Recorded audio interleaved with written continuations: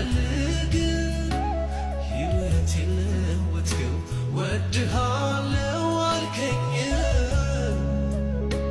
ሰላም ሰጥተኸኝ ልጅ አደረግከኝ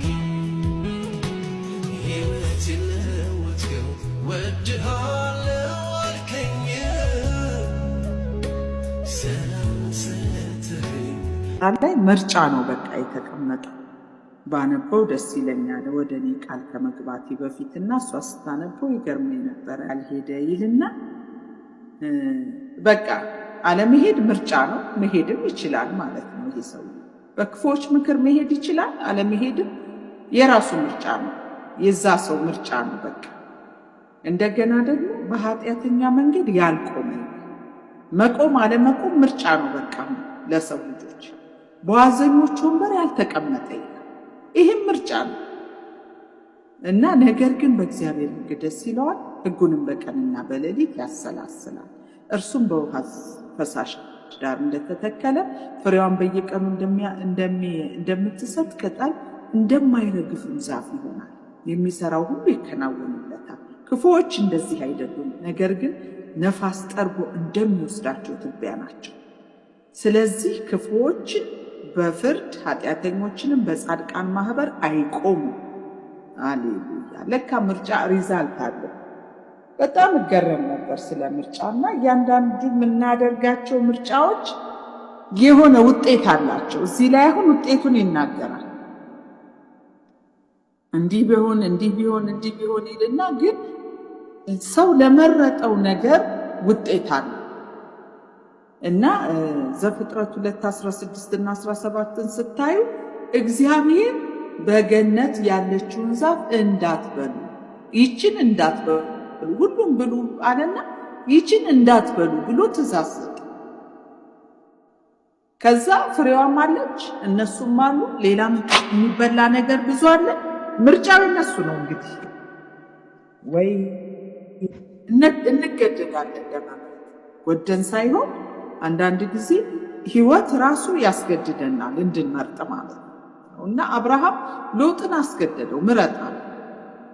እና ሎጥ ደግሞ እግዚአብሔርን ልጠይቅ ምናምን የሚል ልማድ የለውም። በቃ አየና ቀና ብሎ ሲያይ በቃ የለመለመው ውሃ ያለበትን ውሃ የተኛበትን ምድር መረጠ። ከዛ ያው እንደምታውቁት ሞት የተወሰነበት በአመፄ የተጨማለቀ በግብረ ሰዶም የተጨማለቀ ግን ለምለም ነበር። በቃ መረጠውና የሚገርመው አብርሃም ምረጥ፣ ወደ ወደድከው፣ አንተ ቀኝ ብትል ግራ፣ አንተ ግራ ብትል እኔ በቀኝ እሄዳለሁ። ስለ ፍቅር የከፈለው ዋጋ ነበረና በቃ አስመረጠው። ሎጥ ላይኑ መልካም የሆነውን መርጦ ሄደ። አብርሃም ግን ቅድሚያ ለማን ሰጠ? ለወንድምነቱ ሰጠ። ቅድሚያ ለማን ሰጠ? ለፍቅሩ ሰጠ። ቅድሚያ ለማን ሰጠ? ወንድሙን ማጣት ስላልፈለገ የሆነ ቅደም አለው። አንተ ምረጥ ሲለው የሚገርመው ነገር ሎጥ ከመረጠ በኋላ ለአብርሃም እግዚአብሔር መረጠለት። ዳይሬክሽንን አሳየው። በቃ የሆነ በዚህ ሂዳለው። በጣም የሚገርም በረከት ነው። ሎጥ ከተለየው በኋላ አብርሃም የተባረከው በረከት የሚገርማችሁ። እኔ ልምረጥ ብሎ አልተስገበገበም። እኔ ለምለሙን፣ እኔ ይሄ ውሃ የተኛበትን፣ እኔ ሳር ያለበትን አለ። ወንድሙን አንተ ቅደም አለ። በቃ ደስ ያለህን ውሰድ። አንተ ቀኝ ብትል ግራ ሄዳለሁ፣ አንተ ግራ ብትል እኔ በቀኝ ሄዳለሁ። እና ከዚያ ምን ይላል እግዚአብሔር ቃል ሲናገር 13:14 ላይ ያለውን አነበዋለሁ። ሎጥም ከተከለከለው በኋላ ከተለየው በኋላም እግዚአብሔር አብርሃምን አለው፣ ዓይንህን አንሳና አንተ ካለህበት ስፍራ ወደ ሰሜን፣ ወደ ደቡብ፣ ወደ ምስራቅና ወደ ምዕራብ። አሁን እዚህ ላይ አብርሃምን ያለው ማን ነው? እግዚአብሔር። ለምን? ቅድሚያ ወንድሙን አስቀድሟል። ቅድሚያ አንተ ምረጥ፣ አልተጋፋውም። በቃ ወንድሙን በእኔና በአንተ መካከል ጠብ ሊሆን አይገባም። እረኞቻችን እየተጣሉ ነው፣ ሀብታችን በዝቷልና ምረጥ ብሎ ወንድሙን አስቀደመ። ወንድሙ ስላስቀደመ ምርጫ ለሱ ስለሰጠ እግዚአብሔር ስለ አብርሃም ተነሳ። ከዛ ምን አለ? የምታየውን ምድር ሁሉ ለአንተና ለዘርህ ለዘላለም እሰጥሃለሁና ዘርህንም እንደ ምድር አሸዋ አድርገዋል። የምድርንም አሸዋ ይቆጠር ዘንድ የማይችል ሰው ቢኖር ዘርህ ደግሞ አይቆጠር። ተነሳ፣ በምድር በርዝመቱና በስፋቱ ሂድ፣ እርሷንም ለአንተ እሰጥሃለሁ።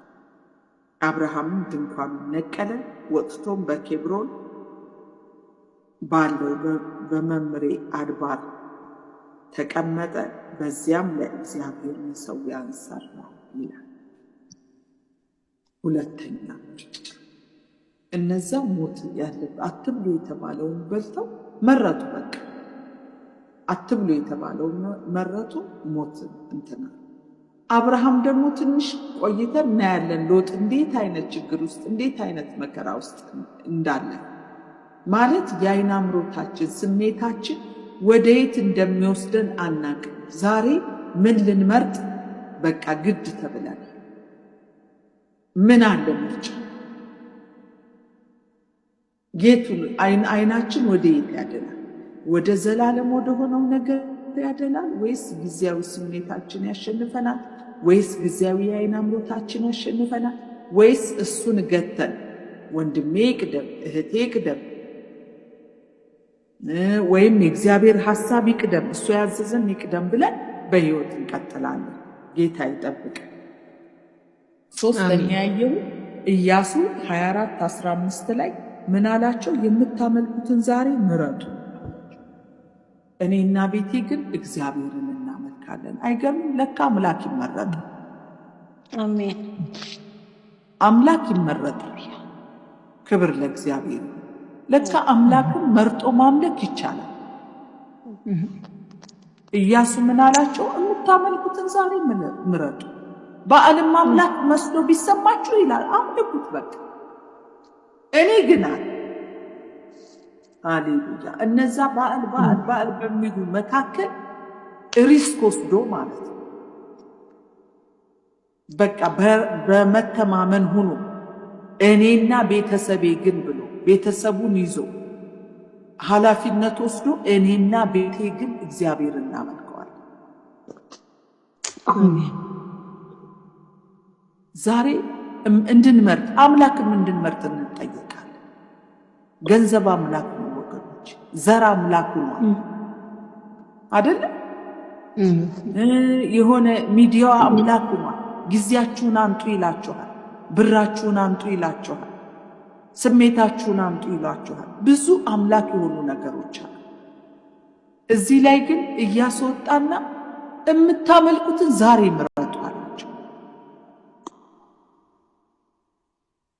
እኔና ቤቴ ግን እግዚአብሔርን እናመልካለን። ምድር ትጠይቃቸዋለች።